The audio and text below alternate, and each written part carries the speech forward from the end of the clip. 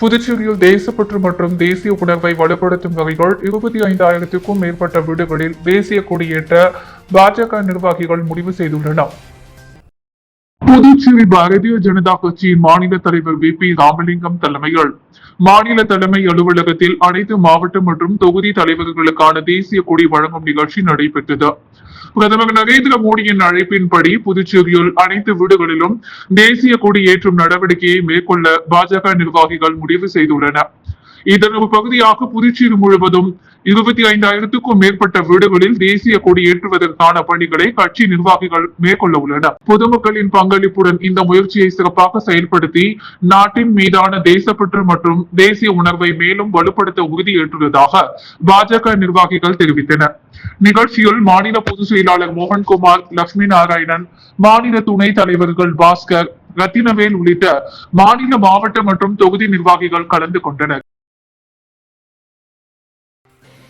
Chevalier செல்லான் நாயக்கரின் நினைவு நாள் புதுச்சேரி அரசு சார்பில் அனுசரிக்கப்பட்டது. இதையொட்டி அவரது திருவுருவப் படத்திற்கு அமைச்சர்கள் மற்றும் சட்டமன்ற உறுப்பினர்கள் மலர் தூவி மரியாதை செலுத்தினர். புதுச்சேரி அரசு சார்பில் செவாலியே செல்லான் நாயக்கரின் நினைவு நாள் இன்று அனுசரிக்கப்பட்டது. இதையொட்டி புதுச்சேரி குபேர் சாலையில் உள்ள மேரி கட்டிட அரங்கில் அலங்கரித்து வைக்கப்பட்டிருந்த செவாலியே செல்லான் நாயக்கரின் திருவுருவப்படத்திற்கு மலர் தூவி மரியாதை செலுத்தப்பட்டது. நிகழ்ச்சியில் பொதுப்பணித்துறை அமைச்சர் மல்லாடி கிருஷ்ணராவ், ஆதிதிராவிடர் நலத்துறை அமைச்சர் ராஜவேலு, குடிமைப்புகள் வழங்கல் மற்றும் நுகர்வோர் விவகாரங்கள் துறை அமைச்சர் வி சிவக்குழந்தை, சட்டமன்ற உறுப்பினர் விகேஷ் கண்ணன், செந்தில் என்ற ரமேஷ் உள்ளிட்டோர் கலந்து கொண்டு மலர் தூவி அஞ்சலி செலுத்தினர். பதவி உயர்வு மற்றும் நிலுவைத் தொகையை உடனடியாக வழங்க வலியுறுத்தி புதுச்சேரி அரசு கல்லூரி பேராசிரியர்கள் 8வது நாளாக தொடர் போராட்டத்தில் ஈடுபட்டு வருகின்றனர். அவர்களுக்கு ஆதரவாக அரசு கல்லூரி மாணவர்களும் வகுப்புகளை புறக்கணித்து போராட்டத்தில் குதித்துள்ளனர்.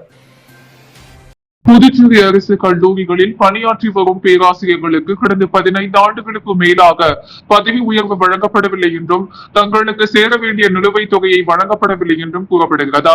இதனை கண்டித்து பதவி உயர்வு மற்றும் நிலுவைத் தொகையை உடனடியாக வழங்க வலியுறுத்தி பேராசிரியர்கள் கடந்த 8 நாட்களாக தொடர் போராட்டத்தில் ஈடுபட்டு வருகின்றனர். புதுச்சேரி தாகூர் கல்லூரி, காஞ்சி மாமுனிவர் அரசு பட்ட மேற்படிப்பு மற்றும் ஆராய்ச்சி நிறுவனம், பாரதிதாசன் மகளிர் கல்லூரி உள்ளிட்ட புதுச்சேரி, காரைக்கால், மாகே மற்றும் ஏனா பகுதிகளில் உள்ள அரசு கல்லூரிகளின் வாயில்களில் பேராசிரியர்கள் அமர்ந்து போராட்டம் நடத்தி வருகின்றனர். கடந்த 2002ஆம் கல்வியாண்டு முதல் பணியில் சேர்ந்த பேராசிரியர்களுக்கு உயரிய காலத்தில் பதவி உயர்வு வழங்கப்பட வேண்டிய நிலையில் இதுவரை வழங்கப்படவில்லை என போராட்டத்தில் ஈடுபட்டுள்ள பேராசிரியர்கள் தெரிவிக்கின்றனர். இந்நிலையில் கடந்த 2ஆம் தேதி உயர்கல்வித்துறை வெளியிட்டுள்ள புதிய அறிவிப்பின்படி மட்டுமே பதவி உயர்வு வழங்க வேண்டும் என அமைச்சரவை முடிவு செய்துள்ளதாக தெரிவிக்கப்பட்டுள்ளது. இதனால் ஏற்கனவே ஓய்வு பெற்ற மற்றும் உயிரிழந்த பேராசிரியர்களுக்கு பதவி உயர்வு வழங்குவது தொடர்பாக குழப்பம் ஏற்பட்டுள்ளதாக போராட்டத்தில் ஈடுபட்டுள்ள பேராசிரியர்கள் தெரிவித்துள்ளனர். உயர்கல்வித்துறை வெளியிட்டுள்ள அறிவிப்பை திரும்ப பெற வேண்டும், தங்களுக்கு உரிய பதவி உயர்வை முன்னேறி தேதியுடன் வழங்க வேண்டும், மேலும் அந்த தேதியிலிருந்து நிலுவையில் உள்ள ஊதிய தொகையை உடனடியாக வழங்க வேண்டும் என்பன உள்ளிட்ட கோரிக்கைகளை வலியுறுத்தி காலவரையற்ற போராட்டத்தை தொடர்ந்து வருகின்றன. பேராசிரியர்களின் போராட்டத்திற்கு பல்வேறு சமூக நல அமைப்புகள், அரசியல் கட்சிகள் மற்றும் மாணவர்கள் அமைப்புகள் ஆதரவு தெரிவித்து வருகின்றன. இந்த நிலையில் இன்று அரசு கல்லூரி மாணவர்களுக்கு வகுப்புகளை புறக்கணித்து பேராசிரியர்களுக்கு ஆதரவாக போராட்டத்தில் ஈடுபட்டனர். ஜார்க்கண்டில் போராட்டம் நடத்திய மாணவர்கள் மீது போலீசார் நடத்திய தாக்குதலை கண்டிக்காமல் ராகுல் காந்தி மௌனம் காப்பதாக புதுச்சேரி பாஜக மாநில தலைவர் வி ராமலிங்கம் விமர்சித்துள்ளார். ராகுல் காந்தியும் காங்கிரஸ் கட்சியும் பகிரங்கமாக மன்னிப்பு கேட்க வேண்டும் என்றும் அவர் வலியுறுத்தியுள்ளார். ஜார்க்கண்டில் அரசு பணிகளுக்கான தேர்வுகளில் முறைகேடு நடைபெற்றதாக கூறி மாணவர்கள் கடந்த 17 நாட்களாக போராட்டத்தில் ஈடுபட்டு வருகின்றனர். இந்நிலையில் போராட்டத்தில் ஈடுபட்ட மாணவர்கள் மீது போலீசார் தடியடி நடத்தி கண்ணீர் புகை குண்டுகளை வீசியதில் பல காயமடைந்ததாக கூறப்படுகிறது.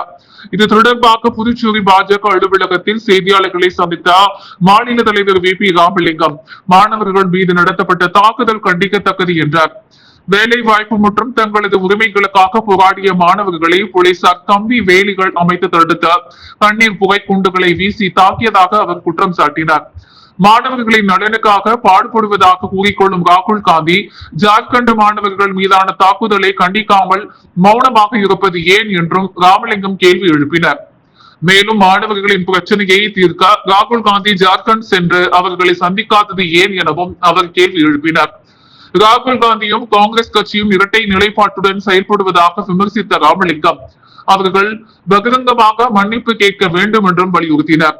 தொடர்ந்து நீட் தேர்வு தொடர்பாக காங்கிரஸ் கட்சியின் நிலைப்பாட்டையும் விமர்சித்த அவர் பாஜகவை பொறுத்தவரை தேச நலனே முக்கியம் என தெரிவித்தார். இந்த செய்தியாளர்கள் சந்திப்பின் போது மாநில செய்தி தொடர்பாளர் அருண் முருகன், மாநில பொதுச் செயலாளர் மோகன்குமார் உள்ளிட்ட பாஜக நிர்வாகிகள் உடனிருந்தனர்.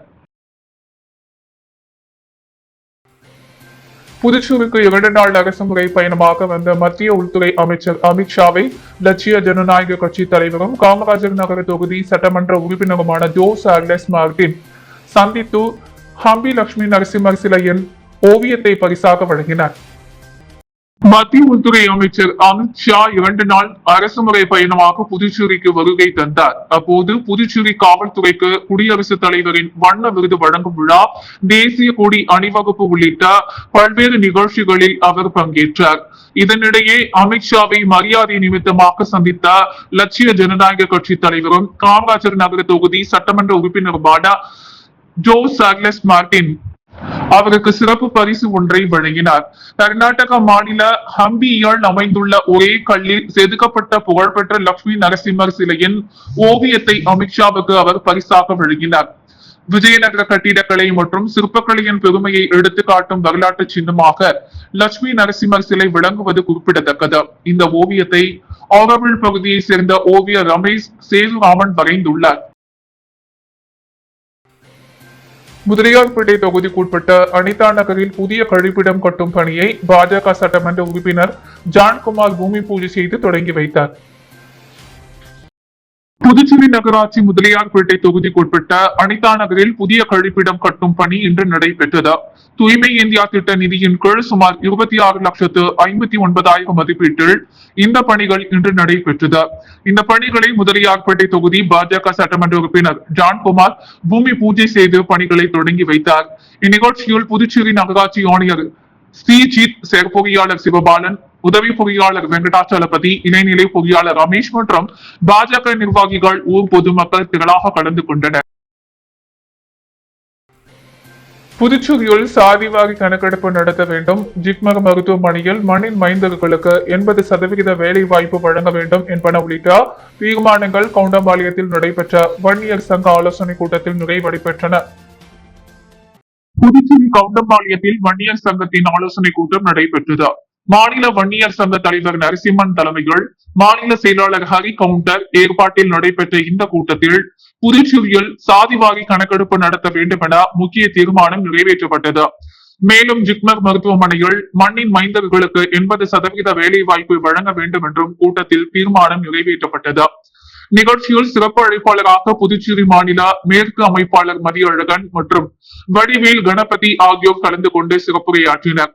இதில் மாநில வன்னியர் சங்க துணை தலைவர் முருகன், இளைஞர் அணி தலைவர் மணிரத்தினம், இளைஞர் அணி செயலாளர் அஜய் வேணுகோபால், சமூக முன்னேற்ற சங்க நிர்வாகிகள் கிருஷ்ணமூர்த்தி, சிவபிரகாசம் உள்ளிட்ட வன்னியர் சங்கம் மற்றும் பாமக நிர்வாகிகள் 200க்கும் மேற்பட்டோர் கலந்து கொண்டனர். பிரான்ஸ் நாட்டில் சமூக பணிகளை மேற்கொண்டு வரும் டென்டோப் புலிகா பரம்பிலுக்கு வழங்கப்பட்ட முனிசிபாலிட்டி விருதை முதலமைச்சர் ரங்கசாமி மற்றும் எதிர்கட்சி தலைவர் நாஜிமிடம் காண்பித்து அவர் வாழ்த்து பெற்றார். குமுளியை சேர்ந்த டின் மோன் புலிகா பரம்பில் கடந்த 2014ஆம் ஆண்டு பிரான்ஸ் நாட்டிற்கு சென்ற நிலையில் அங்கு ஜிபும்பா என்ற அமைப்பின் மூலம் கடந்த 12 ஆண்டுகளுக்கு மேலாக பல்வேறு சமூக பணிகளை மேற்கொண்டு வருகிறார்.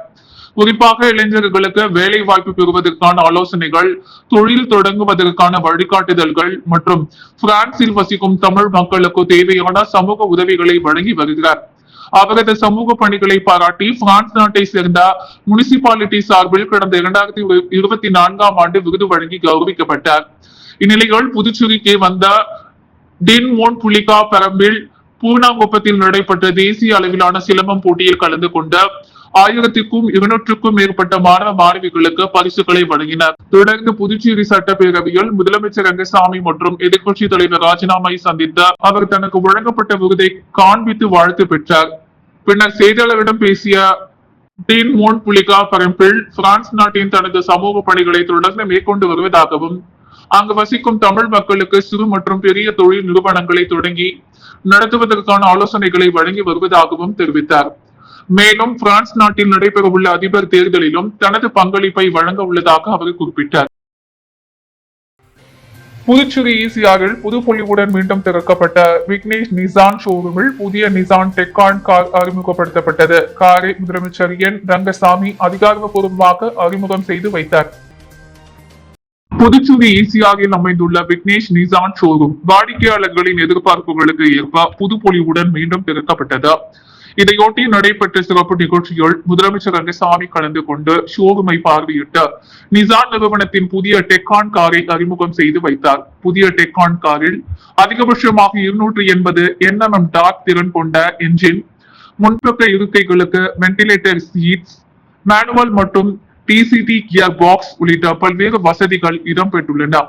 மேலும் கூகுள் மற்றும் ஜெமினி ஏஐ அம்சங்களுடன் கூடிய 10.25 inch infotainment system, 360 camera, level 2 ATAS உள்ளிட்ட 17 பாதுகாப்பு அம்சங்கள் காரில் இடம்பெற்றுள்ளதாக தெரிவிக்கப்பட்டது. பனோராமிக் சன்ரூப், 18 இன்ச் அலாய்கள் வீல்கள் மற்றும் LED ஹெட்லாம்ப்கள் உள்ளிட்ட வசதிகளும் புதிய காரில் இடம்பெற்றுள்ளன. மேலும் முதல் 10,000 முன்பதிவுகளுக்கு 5 ஆண்டுகளுக்கான சர்வீஸ் மற்றும் பராமரிப்பு இலவசமாக வழங்கப்படும் எனவும் நிறுவனம் அறிவித்துள்ளது. நிகழ்ச்சியில் முன்னாள் சட்டமன்ற உறுப்பினர் அசோக் ஆனந்த், விக்னேஷ் நிசான் நிறுவன உரிமையாளர் விக்னேஷ் கணேசன், பொது மேலாளர் காட்விட் வில்பர்ட் ராஜன், விற்பனை மேலாளர் கேசவன் உள்ளிட்டோர் கலந்து கொண்டனர். புதுச்சேரியில் பொதுப்பணித்துறை சார்பில் மேற்கொள்ளப்பட உள்ள பல்வேறு வளர்ச்சி பணிகள் குறித்து அமைச்சர் மல்லாடி கிருஷ்ணராவ் துறை செயலர் மற்றும் உயர் அதிகாரிகளுடன் ஆலோசனை நடத்தினார். நிலுவையில் உள்ள பணிகளை விரைந்து முடிக்கவும் புதிய பணிகளை துரிதப்படுத்தவும் அதிகாரிகளுக்கு அவர் அறிவுறுத்தினார். புதுச்சேரி சட்டப்பேரவையில் உள்ள பொதுப்பணித்துறை அமைச்சர் மல்லாடி கிருஷ்ணராவின் அலுவலகத்தில் துறையின் வளர்ச்சி பணிகள் தொடர்பான ஆலோசனை கூட்டம் நடைபெற்றது. இதில் பொதுப்பணித்துறை செயலர் முத்தம்மா, தலைமை பொறியாளர் வீரசெல்வம், சிறப்பு அலுவலர் அதிகாரி நிர்மலா, கண்காணிப்பு பொறியாளர்கள் சுந்தரமூர்த்தி, சந்திரசேகரன் உள்ளிட்ட அதிகாரிகள் கலந்து கொண்டனர். கூட்டத்தில் அனைத்து நிதி ஒப்பந்த புள்ளி கோப்புகளையும் வரும் 12ஆம் தேதிக்குள் சமர்ப்பிக்கவும், விரிவான மதிப்பீடு மற்றும் டெண்டர் பணிகளை தயாரித்து வரும் 14 தேதிக்குள் சமர்ப்பிக்கவும் அமைச்சர் அறிவுறுத்தினார். கிழக்கு கடற்கரை சாலையில் நடைபெற்று வரும் மேம்பாட்டு பணிகளை இம்மாத இறுதிக்குள் முடிக்கவும் உத்தரவிடப்பட்டது. காரைக்கால் நகரில் சாலை அகலப்படுத்துதல் மற்றும் கழிவுநீர் கால்வாய் மறுசீரமைப்பு பணிகளை சுமார் 57 கோடி ரூபாய் மதிப்பீட்டில் மேற்கொள்ள நடவடிக்கை எடுக்கப்பட்டுள்ளதாக தெரிவிக்கப்பட்டது. மேலும் மத்திய சாலை உள்கட்டமைப்பு நிதியின் கீழ் கோரிமேடு முதல் மூலக்குளம் சந்திப்பு வரையிலான பணிகளை வரும் 28 தேதிக்குள் தொடக்கவும் அதிகாரிகளுக்கு அறிவுறுத்தப்பட்டது.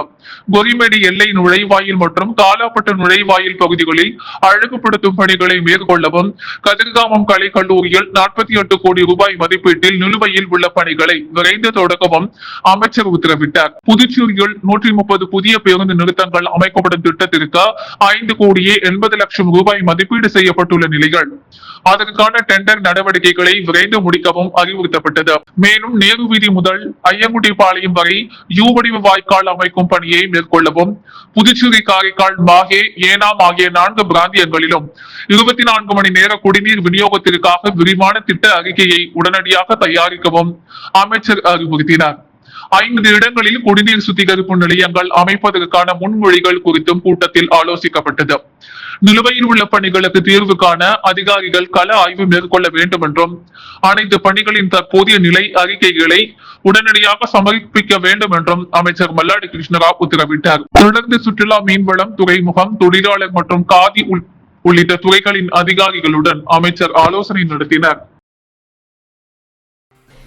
புதுச்சேரி குடிமைப் பொருள் வழங்கல் துறை அமைச்சர் VP சிவக்கொழுந்துவை Puducherry builders association of India நிர்வாகிகள் நேரில் சந்தித்து வாழ்த்து தெரிவித்தனர். புதுச்சேரியில் தேசிய ஜனநாயக கூட்டணி மீண்டும் ஆட்சி அமைத்துள்ள நிலையில் புதிய அமைச்சராக VP சிவக்கொழுந்து பதவியேற்றார்.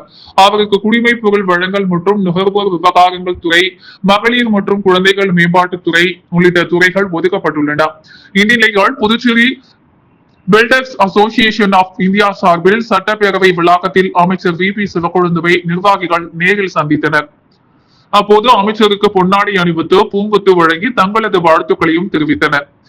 இந்த சந்திப்பில் builders association of India chairman Ashokan, செயலாளர் கதிரவன் உள்ளிட்ட நிர்வாகிகள் கங்காதரன், ரமேஷ், பிரேம்நாத், குணசேகரன், எப்போலோ ஜெயக்குமார், செல்வகாந்தி உள்ளிட்ட பலர் கலந்து கொண்டு அமைச்சருக்கு வாழ்த்து தெரிவித்தனர்.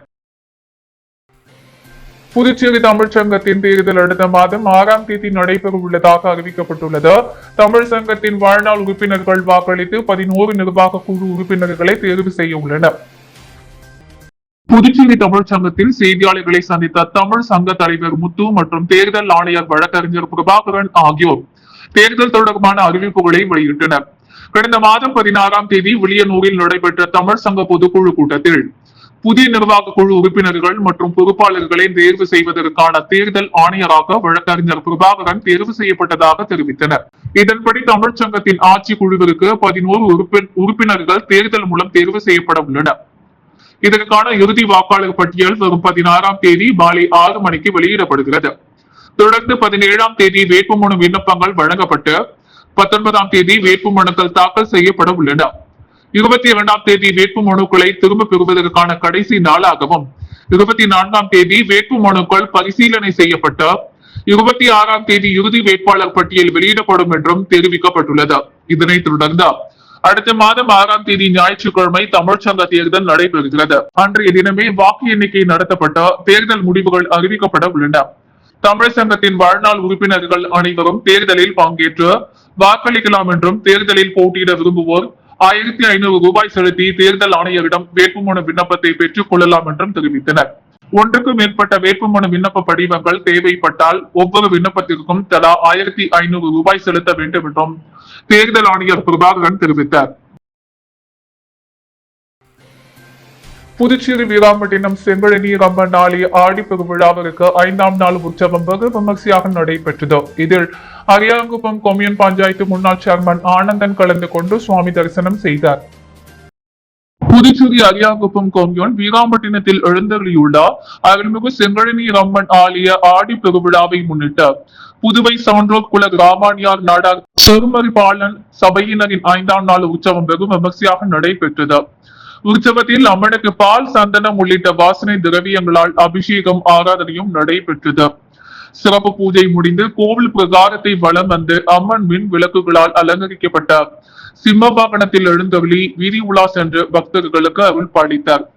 தொடர்ந்து 5ஆம் நாள் உற்சவத்தில் கலந்து கொண்ட பொதுமக்களுக்கு பிரசாதமும் வழங்கப்பட்டது. இதில் சிறப்பு விருந்தினராக அரியாங்குப்பம் கொம்யூன் பஞ்சாயத்து முன்னாள் சேர்மன் ஆனந்தன் கலந்து கொண்டு சுவாமி தரிசனம் செய்தார். விழாவிற்கான ஏற்பாடுகளை சான்றோர் குல மரபினர் கிராமணியார் நாடார் சபையின் நிர்வாகிகள் செய்திருந்தனர்.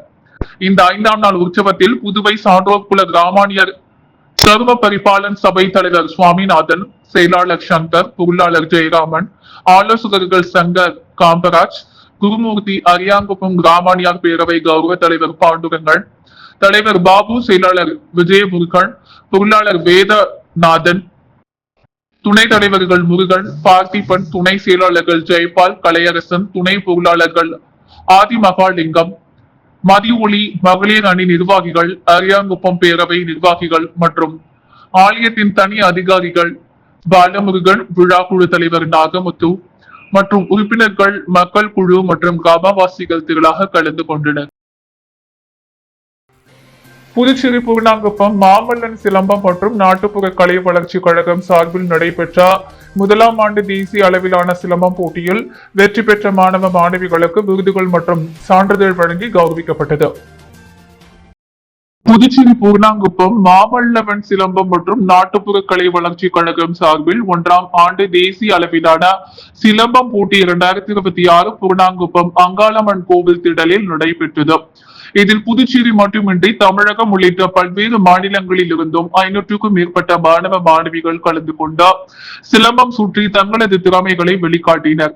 தொடர்ந்து நடைபெற்ற பரிசளிப்பு விழாவில் சிறப்பு விருந்தினராக கலந்து கொண்ட அரியாங்குப்பம் தொகுதியில் முன்னாள் சட்டமன்ற உறுப்பினர் பாஸ்கர் என்கிற தட்சிணாமூர்த்தி சிலம்ப போட்டியில் கலந்து கொண்ட மாணவ மாணவிகளுக்கு விருதுகள் மற்றும் பரிசுகளை வழங்கி கௌரவித்தார்.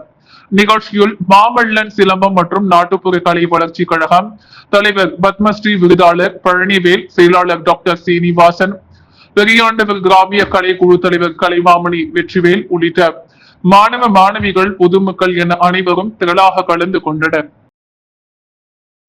அன்றாட செய்திகளை உடனுக்குடன் தெரிந்து கொள்ள பாண்டி ஹெட்லைன்ஸ் சேனலுக்கு சப்ஸ்கிரைப் செய்து கொள்ளுங்கள்.